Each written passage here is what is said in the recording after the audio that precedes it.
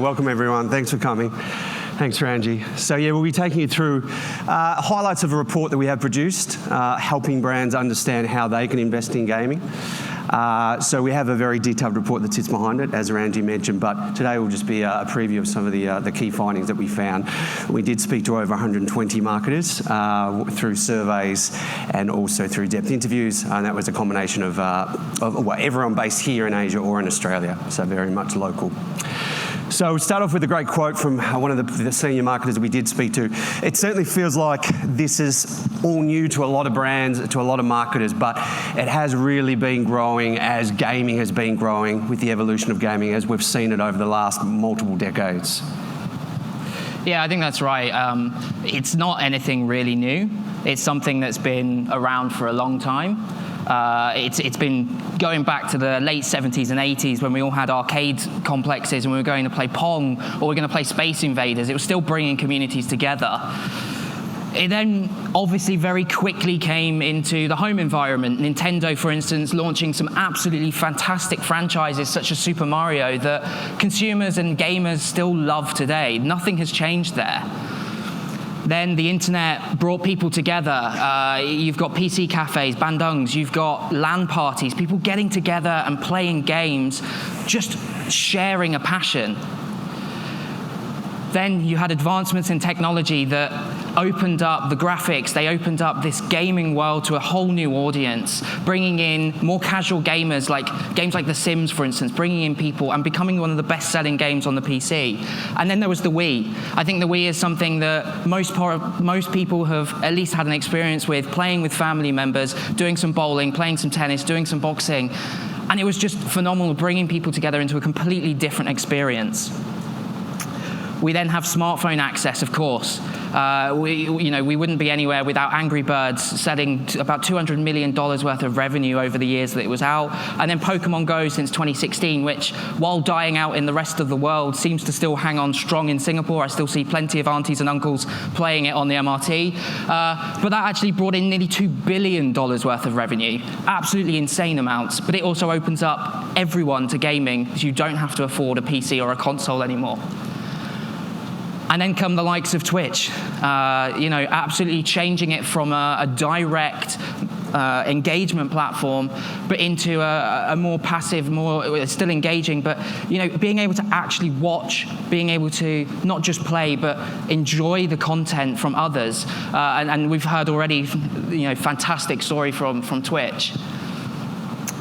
I think 2018, 2019 has been an absolute inflection point. I see gaming in the headline news constantly at the moment, impressed that I would never have seen it before over the last 10 years. And I think what epitomizes this was in March 2019 this year, Fox aired an episode of The Simpsons that was completely focused on esports. And anything that's in The Simpsons we know is a comment on how mainstream things are today.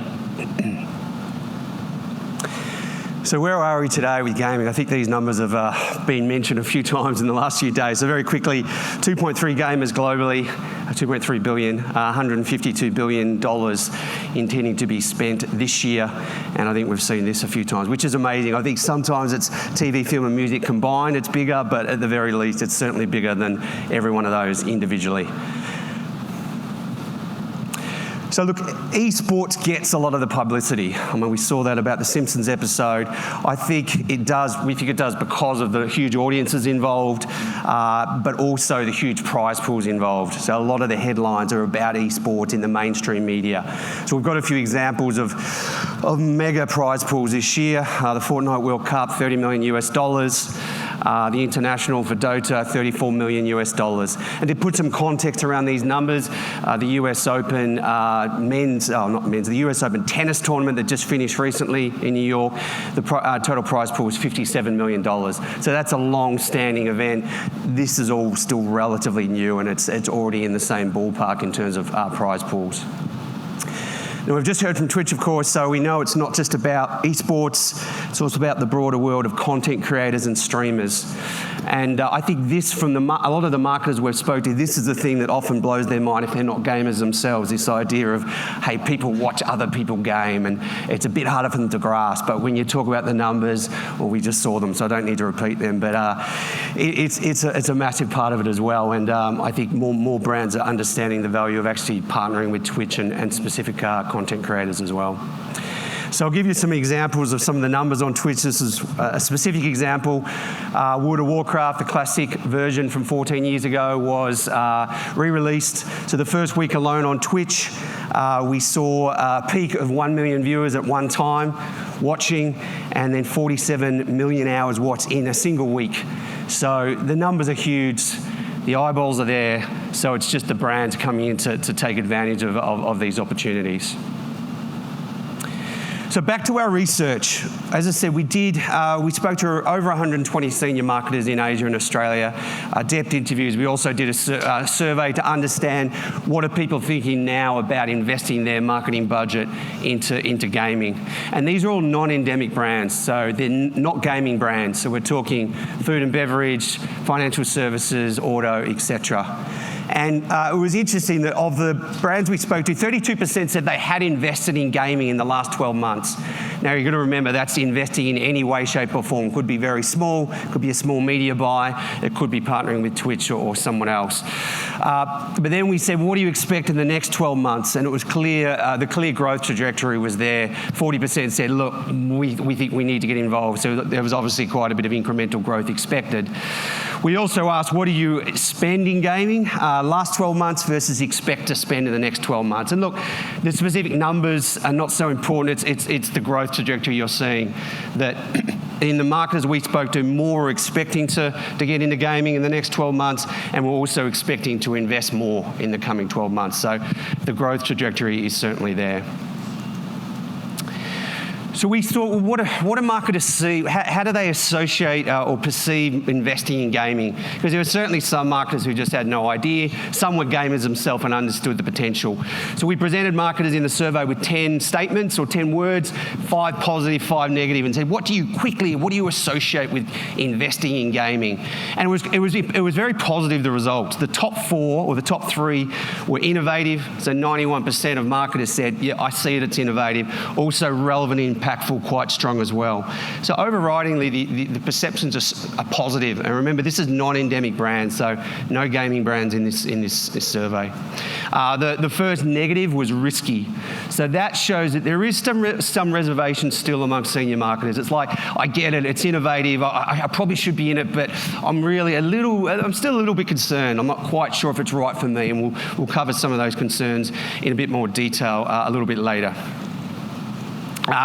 So sticking to the positive note, we said, look, what do you see as the potential benefits for your brand to investing in gaming? And 83% happily were like, yeah, I see that there is benefits. There were certainly some marketers who said, look, it's just too far away from my brand. And when we looked at what the main benefits they saw, it was reaching a new audience, importantly, but also an engaged audience. So they understood that this is not you lean back watching TV, it's absolutely you lean in and being involved if you're watching gaming content. Secondly was creating higher customer lifetime value, or a fancy way of saying I'm getting them young. So we know, these tend to be younger people, in their 30s, in their 20s, in their teens. So we can get our brands in front of them and hopefully get them hooked into our brand when they're young and have them as customers for a long time. And the other one was lower cost. So remember, this is perception, but there is certainly perception that, okay, I'm hearing these big numbers, I should be able to reach that millennial audience, hopefully at a lower cost than going through other channels. So some very positive perceptions in general amongst marketers. But look, lack of knowledge is an issue. So they get it, they get that it's an idea that they should be thinking about, but most marketers, and we'll see, do not have strong knowledge about the opportunities of investing in gaming. So to be clear, this is not gaming, understanding gaming, it's understanding the opportunities to invest in gaming. So the opportunities to invest in esports and streamers or content creators was even less. So, these are senior marketers who all think that they're very smart, but they were quite happy to admit that, yeah, I've got some knowledge about it, or a lot of them saying, look, I really don't have any idea about it yet. So there's still the job of the gaming industry to still educate these senior marketers as to what is the opportunity and where can they invest for their brands. Look, one of the issues that we came across is this lack of understanding about the ecosystem. It's a complex ecosystem, and that's certainly an issue amongst marketers. Which means I have the absolute pleasure of trying to explain said ecosystem, and having seen some of the charts that Liquid have put up and Twitch you've put up as well of everything going in and all the media and everything available. But I'm going to take a step back and go kind of overall. But of course, there's the game central to absolutely everything, and the gamers playing and enjoying the game. I think this is all fairly quite easy. And then the game publisher, the people like EA, like Ubisoft, who are distributing and managing that game. I'm a little unfair to developers. I've kind of lumped them into that just for the complexity side of it, but for the time being, I think that's enough. Then came streamers as this added layer of complexity. You still have the game, that is still very much there, but you have the streamers, those content creators that are creating content that is consumed and broadcasted on platforms like Twitch. And this is enjoyed by the fans. It's very important to note that these are people that are not necessarily gamers, but they are people that are engaged and they're enjoying their time with these content creators. You then have esports. Esports, of course, is adding yet another layer of complexity. You have players, whether they're playing individually or they're part of a team, say Team Liquid, Cloud9, even FaZe Clan. These guys are practicing and training in this game. They are athletes, and that is as simple as it is. They are honestly athletes, and they are practicing because they want to compete into esports. They're after their cut of this massive set of prize pools. But of course, that is then producing more content, and that content can be produced and consumed on the platform again. And last but not least, you've got the live side of it. So it's not like it's all completely digital. There is still stadiums being sold out in Shanghai, for instance, for the League of Legends World Finals. The only missing component here then is the event organizers, which can be a very mixed people. They could be third-party agencies, they could be Twitch, they could be the platforms, but often also they can actually be the game publishers themselves. This is an absolute nutshell of it, and I hope I haven't lost you.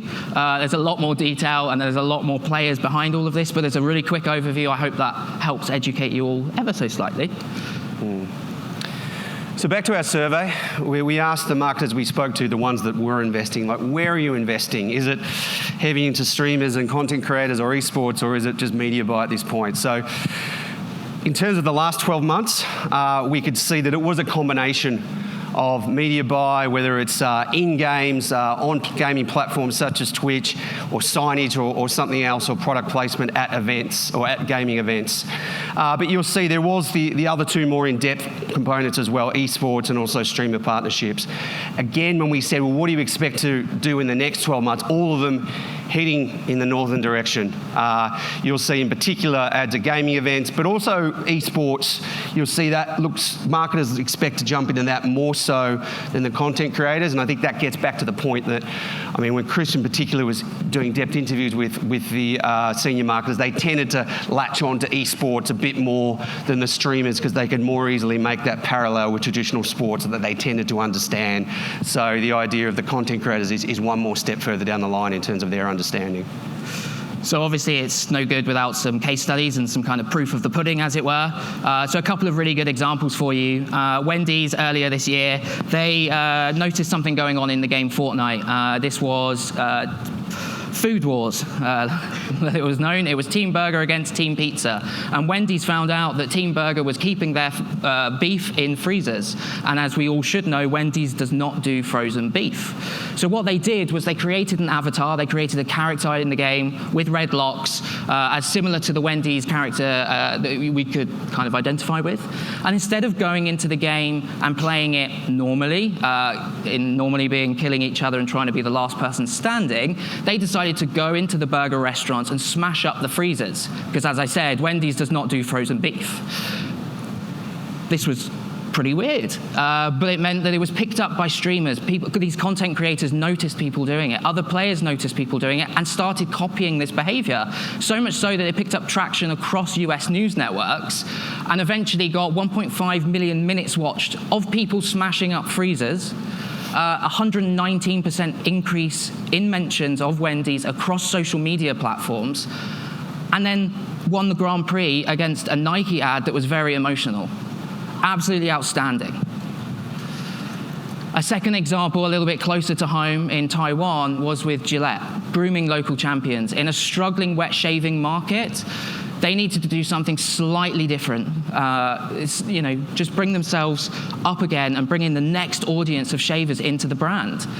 So they worked with Taipei Assassins. Taipei Assassins are a local Taiwanese team. They are absolutely national heroes in Taiwan. These people are celebrities, especially for the younger demographic who follow esports.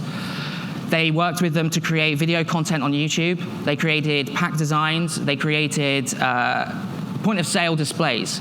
Everything was tied in and branded. They reached 5 million Taiwanese consumers.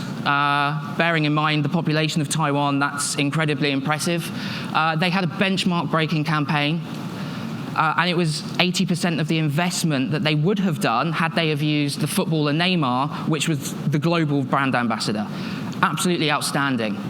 You might be sat there going, oh, you know what, these are two brands that are actually relatively similar. They're aimed at men or they're aimed at younger people. Here's a slight shocker for you, John Deere. John Deere is an agriculture and horticulture manufacturer. They make tractors and combine harvesters. However, they actually sponsor and run their own esports team in the Farming Simulator League. That's a thing. Definitely a thing. Whether it was super effective, I don't know how good they are, but it doesn't really matter because I'm here talking about them to you, and that's raising the brand awareness. So don't ever think that your brand is too far away from gaming to identify the right opportunity.